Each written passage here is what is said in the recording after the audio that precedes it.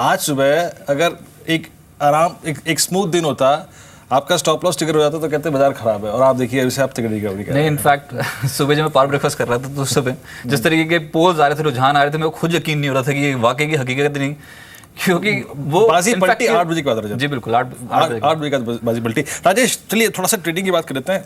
कुछ स्टॉक्स बताइए आप जिसके पुल बैक पे आपको कॉन्फिडेंस है। मैं जस्ट एक पीएनबी का चार्ट देख रहा था, क्या चार्ट है। मैं अगर एक प्लान्ड वे में चलूँ ना तो शायद पैसा बनेगा यहाँ पे। और आप क्या ट्रेडिंग प्रोस्पेक्टिव से जोड़ना चाहेंगे इस प्राइस पे? देखिए, मुझे लगता है कि जैसे अपनी बात हो रही थी कि पीएसयू बैंकिंग ही ज़्यादा बेटर लगता है एक्सपायरी के एक शॉर्ट कवरिंग रैली के चलते हैं। पीएनबी एक काउंटर 102 के आसपास है, लेकिन मुझे लगता है कि ठीक है आज के लिए तो डेफिनेटली इसमें शॉर्ट कवरिंग हो रही है, लेकिन आई रियली डाउट कि ये अगले हफ्ते चलेगा क्या। मुझे लगता है एसबीआई अगर ये इस बाजार को किसी को सपोर्ट देना है तो एसबीआई को लीड लेना पड़ेगा। हम सब खुश है, जैसे गेस्ट कह रहे थे कि लेकिन ये खुशी कब तक टिकेगी, मुझे खुद को थोड़ा डाउट है। मैं थोड़ा डरा हुआ हूँ, to be very frank with you. SBI में देखिए, प्योरली अगर एसबीआई करना है तो मुझे लगता है 210 का जो यहाँ पे एक स्ट्रॉन्ग बैरियर था, वो बैरियर के ऊपर अगर ये खुद को टिकाता है तो फिर हम ये कह सकते हैं कि एसबीआई का जो 228 का जो टारगेट हमें दिख रहा था वो एक अच्छा टारगेट रहेगा। अदर देन एसबीआई मुझे लगता है कि Hexaware, if you remember Hexaware की हमने बात की थी लास्ट सेशन में when it was trading at 210 odd level. तो मुझे लगता है हेक्सावेयर, इनफैक्ट आज हेक्सावेयर पूरे बाजार में गिरा नहीं है, और गिरा भी है तो वो रिकवर हुआ है बहुत अच्छी तरह से और बहुत पहले। तो मुझे लगता है हेक्सावेयर इज़ वन काउंटर जो एक रडार पे होना चाहिए ऑन ए ट्रेडिंग पर्सपेक्टिव। मुझे लगता है कि इसका जो इमीडिएट बैरियर है वो 234-35 का है, लेकिन मुझे लगता है ये तोड़ के अगले हफ्ते जो है इसमें और एक रैली आएगी जो इसका टेक्निकल टारगेट बनता है, that is somewhere near 248-49 odd levels. तो आप वजन किस चीज़ में लेते हैं अपना? किलोग्राम। पाउंड में नहीं, बिल्कुल नहीं। पाउंड में अगर लेते तो आज आपका वजन घट गया होता है। खैर आज दिन है, आज दुनिया मज़े लेगी। देखिए इसके लेने दीजिए, कभी कभी मौका मिलता है, लेने दीजिए।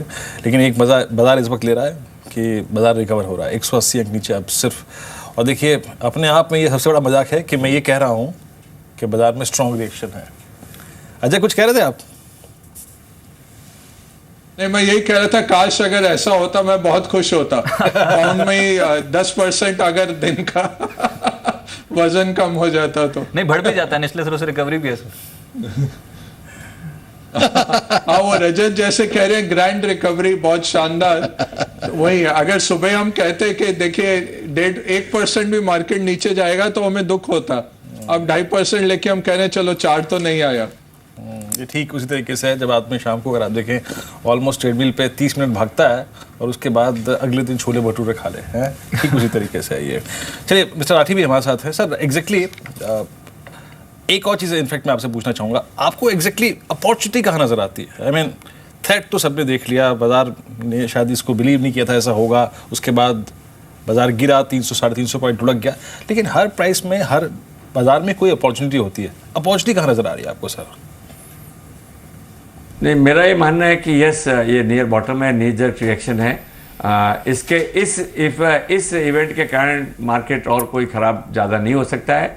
देखिए 1-2% ऊपर नीचे तो होना कोई बड़ी बात नहीं है, 1-8%। परंतु लॉन्ग टर्म में जो देखिए जो लॉन्ग टर्म निवेश है उनके लिए ऐसे जब आते हैं मौके वो अच्छे होते हैं। आदमी को ज़रूर इसमें अपॉर्चुनिटी, घुसने की अपॉर्चुनिटी लेनी चाहिए। अगर आदमी साइडवेज में है तो इक्विटी में ऐसे मौके पे घुसना ठीक है। तो सर कौन सी थीम्स, कौन से शेयर्स पे आप सलाह देंगे जहां पर इन्वेस्टमेंट कर सकते हैं इस गिरावट में? मैं समझता हूँ इनमें जरा असेसमेंट ठीक हो जाए तब आदमियों को कॉल लेना चाहिए। जब आपको दूर से इतने अच्छे स्टॉक्स अवेलेबल हैं तो एक जहाँ बहुत वॉलेटाइल मार्केट्स होते हैं, जो वॉलेटाइल स्टॉक्स हैं उसमें मेरी हमेशा सलाह रहती है कि कुछ देर रुक के जब असेसमेंट हो जाए तब करना चाहिए। और चूँकि मेरा तो हमेशा सुझाव रहा लोगों को भी कि आप नहीं होता ऐसे समय जब म्यूचुअल फंड में ओवरऑल गिरावट आती है तो म्यूचुअल फंड के जरिए जाइए, या दूसरे जो स्टॉक्स हैं which are not expose to British economy in large, ऐसे बहुत लिमिटेड स्टॉक्स हैं जो वहाँ अपने एक्सपोज हैं।